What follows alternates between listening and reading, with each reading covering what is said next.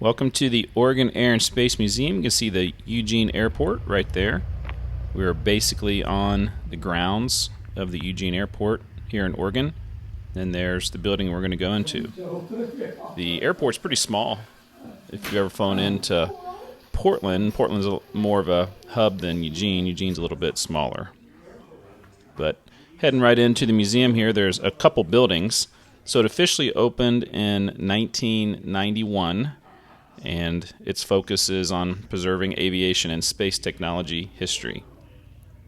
Here at the beginning, before you get to see some of the planes, you see some of the instruments that they might use back in the day, and then some historical photos.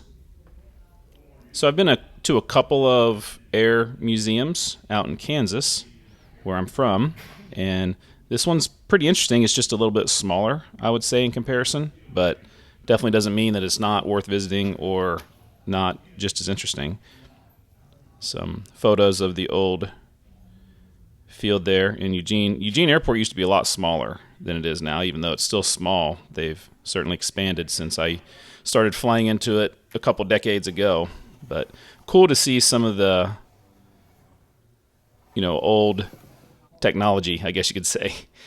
So it's not just about Oregon history. So they have things about, the Wright brothers, such a significant part of American aviation history. So they do a good job of focusing on a variety of topics and not just Oregon. So it's a nonprofit organization. They expanded in 1999 with another building that we'll go into. They have a Soviet-built MiG fighter jet here. They have a Grumman A6E Intruder and a Douglas A4 Skyhawk. They have replicas of famous World War I aircraft. So they have a lot of experimental aircraft. That's something that you'll see as we get going here.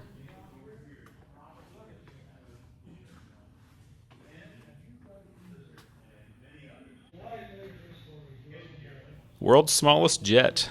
That would definitely be an experimental airplane. Could you imagine trying to fly that thing?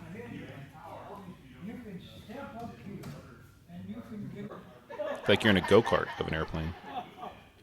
Got some things for kids. There's definitely a few things that if you're bringing your youngin' that they would enjoy checking out. But yeah, sitting in them and imagining what that might be for them, because there's some replicas here that are, probably kids could get into. Pretty neat to see the old insides of airplanes like that. I'm not an aviation expert, so I'm sure some of you that are recognizing some of these airplanes more than I would, but even though I'm not an expert, I found it fascinating.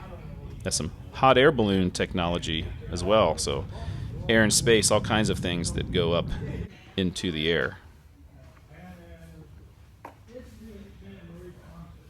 They have a gift shop here too, lots of books, model aircrafts if you want to buy something.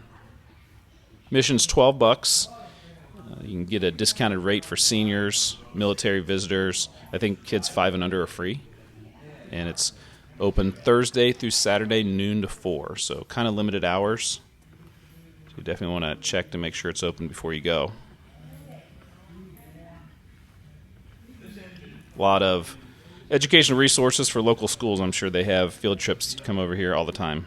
That would be a fun field trip if you were bringing a class of kids to get some education, but also just to look at a lot of cool stuff.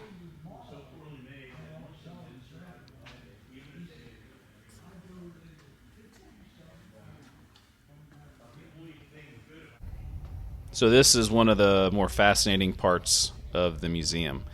There are more than 1,000 scale model aircrafts here.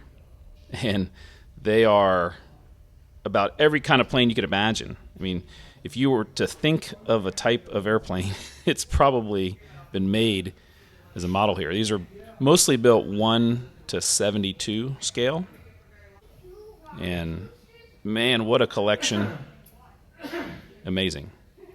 I don't know what a tank is doing. Maybe we call that a moon rover. I don't know.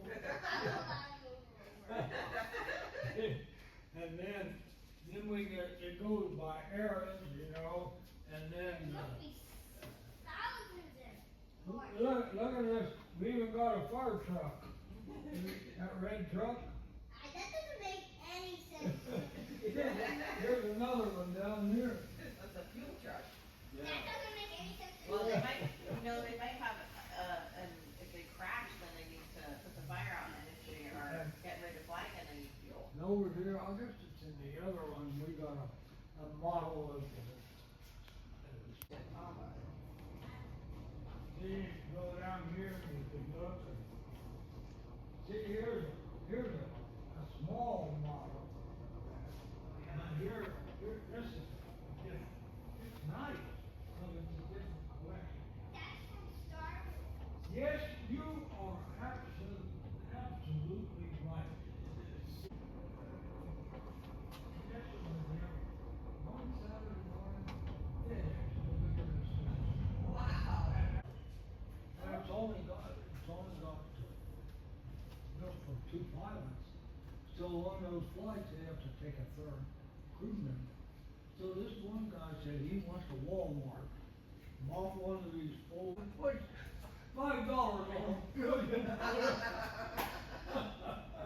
That's pretty funny. Innovation. Yeah.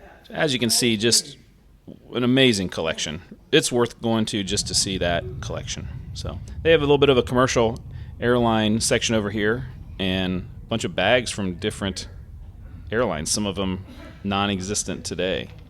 So I thought that was pretty cool. Old signs. Win a free trip to Alaska.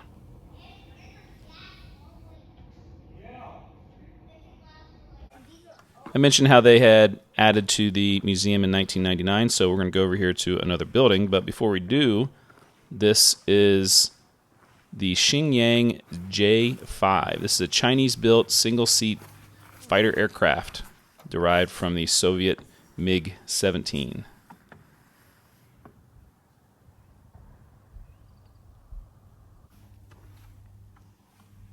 And on into the second building.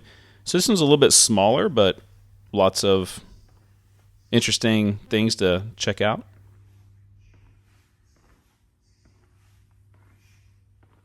They have a Pratt & Whitney R4360 Wasp major radial engine on display here. And it was the most powerful piston aircraft engine ever mass-produced in the United States, producing around 3,500 horsepower. And you can see they have several different engines on display.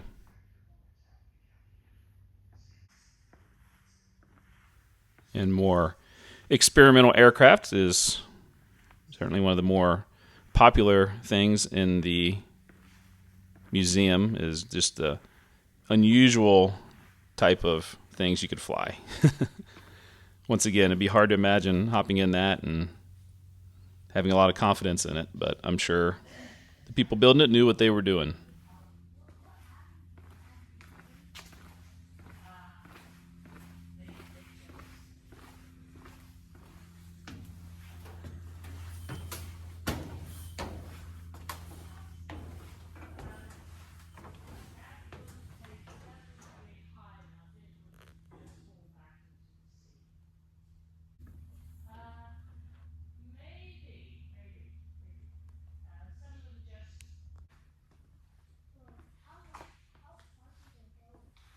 Oh, a couple of 3 times around here. Hydrogen and all the other things they need to keep the atmosphere good in the factory. And this ball here. Final part of the museum, they have a space section, as it's the Air and Space Museum. So really cool, small little models of much larger equipment, obviously, and then a very detailed space timeline. I can imagine this would be a great resource for field trips for schools, but even big kids like myself sat here and read most of that timeline. Pretty fascinating. But this one is a real one. Oh yeah, because it doesn't have. So I hope you enjoyed this visit to the Oregon Air and Space Museum.